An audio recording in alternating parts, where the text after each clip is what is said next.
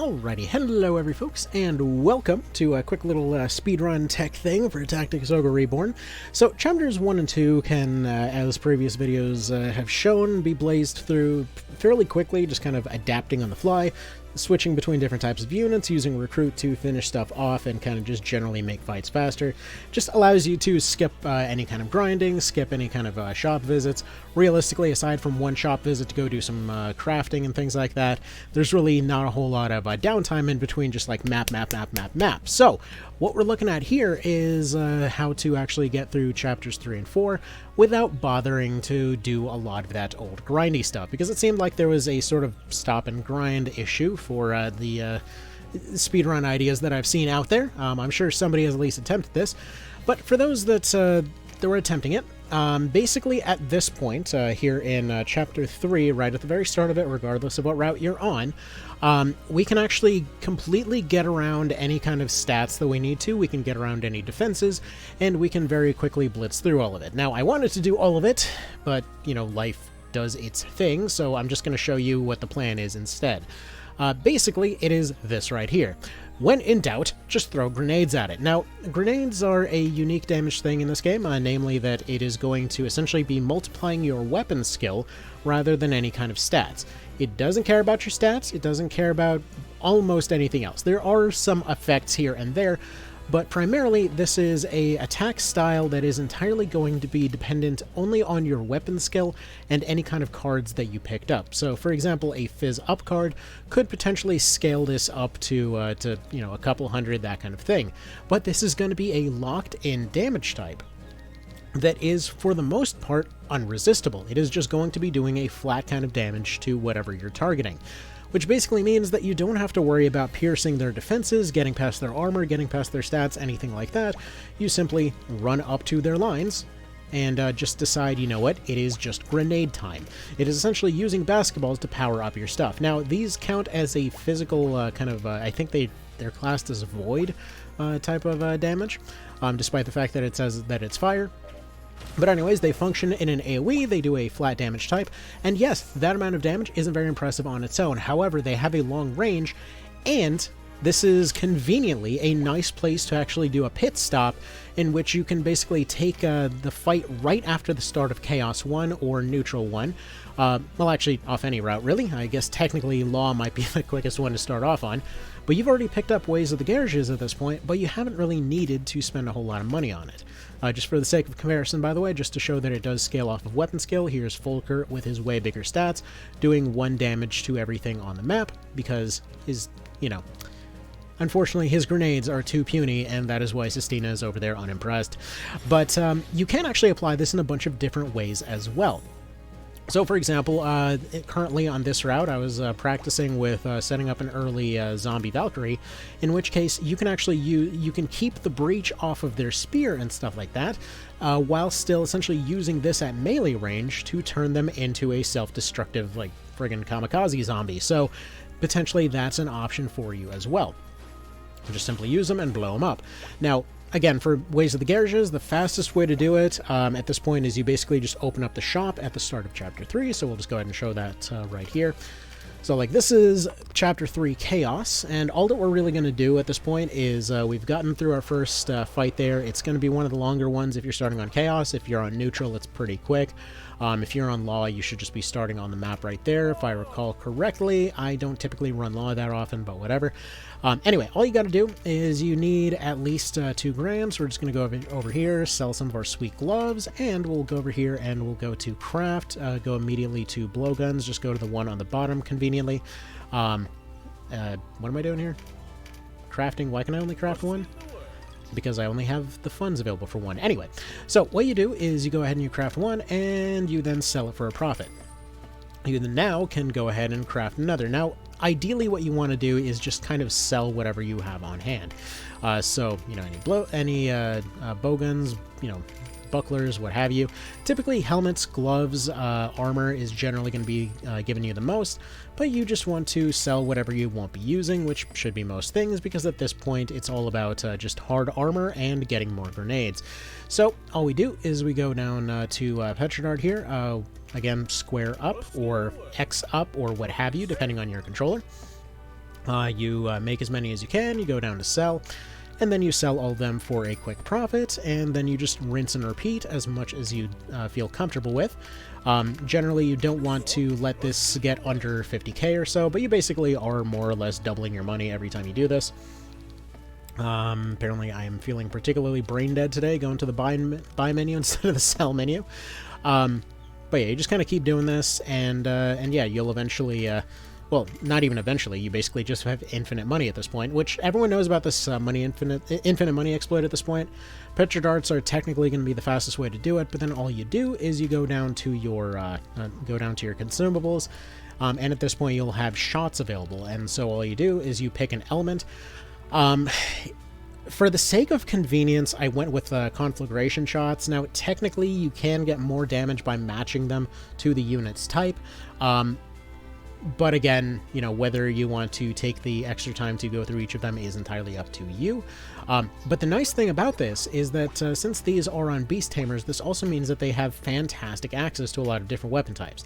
If you, for example, were running whips on a warrior up to that point, great. Those are fantastic melee weapons, especially in this kind of context, because they can even punish spears. You're essentially still throwing out damage even when you're doing spears. You can basically give up on doing your breach strategies at this point if you'd prefer. In fact, what I was kind of routing on this one is essentially to go into lobbers at the start of Chapter 3, and by the end of Chapter 3, go into having some Valks with Scorpions on there. Just kind of do the whole shot method on them, keep their weapon skill going, but then also use Scorpions for that constant counter poison off in the background. While it does technically slow down the overall process slightly, it also means that you essentially don't have to worry about dealing with healers at all. But if you have any archers up to this point, which realistically chapters 1 to 2, using those kind of breach into longbow strategies, you absolutely should have some archers available already. And essentially all you got to do is just switch them over to Beast Tamer and you're already set to go. At that point, as you already saw, he was already throwing out 102 in a neutral sense. If they pick up a Fizz Up card, you're typically going to be seeing, I think it was like 40 extra damage per every card that you pick up. And again, these are going to be flat numbers, so you will be, you'll essentially be doing that damage to everything.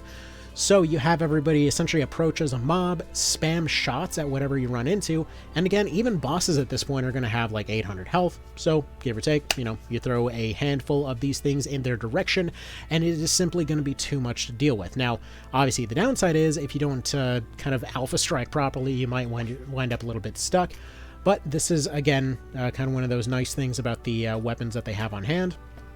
Typically, the things that they're using are going to be fairly common. You've probably got some Fist Warriors on your team already just for convenience. You've probably got some Axe or Hammer users. Blow Darts, not so much. Cudgels, I mean, you just turn your Wizards into one of these. They've already been using this anyway, if you have been running them up to this point.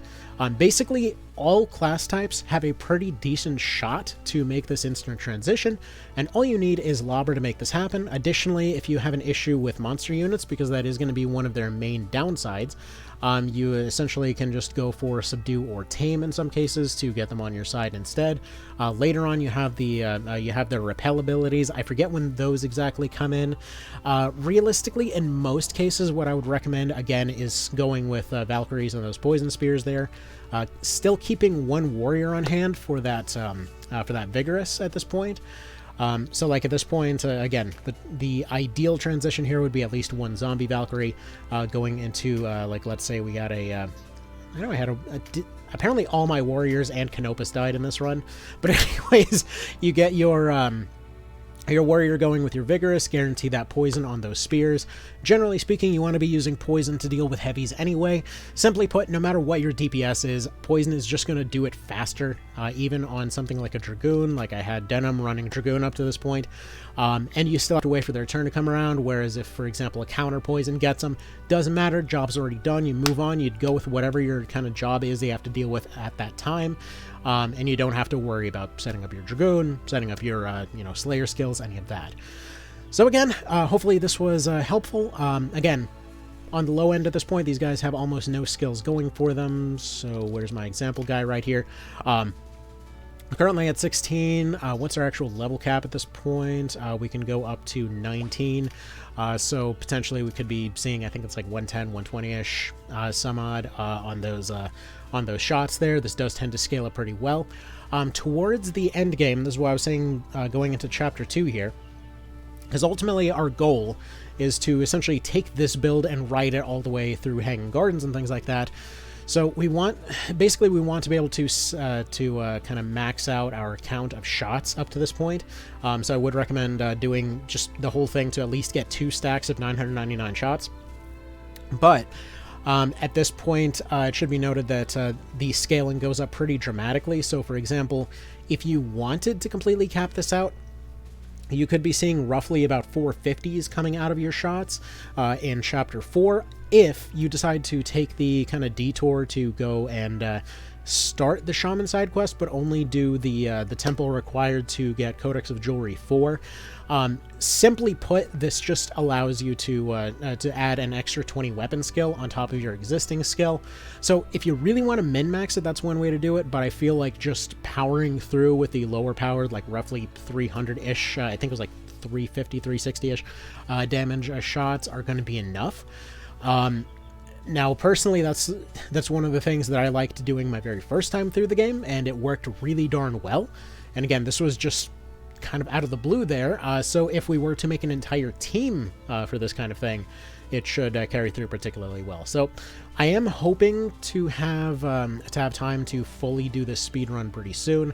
I just wanted to throw this out here as kind of like a sort of tech demo on a really solid transition at this point, halfway through the game, to just kind of blaze through the entire end, screw the grinding, screw whatever else. Your weapon skills will go up with your units' levels. Generally speaking, if you get behind at any point, they will just shoot up. They'll essentially do a pretty good job catching themselves up. Worst case scenario, again, up to this point, we've basically been riding the line here, and as you can tell, we're pretty much right at the level cap. Around this point is when we're going to start having some issues in terms of catching up. Simply throw them into one training fight. Those weapon skills will catch right up. It's not a problem. This is actually why we're running short bows wherever possible. Just because those short bows allow them to rank up those weapon skills at a distance. Simply put, just have them take a few quick shots and some squishies and whatever, you're good to go. You're training on the fly. You're not taking any extra time out to go make that happen. But anyway, that's what I got for the moment. Go ahead and give it a shot, and I will see you next time. Take care.